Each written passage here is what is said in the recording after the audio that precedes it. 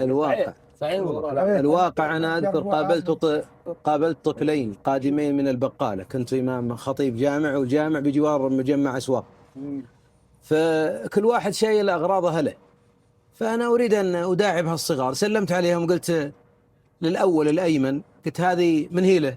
قال لنا لأهلي، وتمسك فيها يخشى علي أن أخذها. فالتفت إلى الأيسر قلت من هي له؟ قال هذا لك يا شيخ. الله ما دخلوا المدرسة، فمدها فيها بطاطس وعصير، قال هذه لك يا شيخ.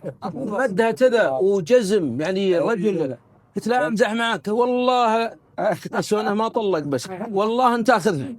فقلت سبحان الله، تربية الابن على الإعطاء وتربية الابن على الأخذ. وإن في بيوتنا ترى أحيانا تشتري لعبتين وهم واحد، ليه ما أشتري لعبة يتشاركون فيها؟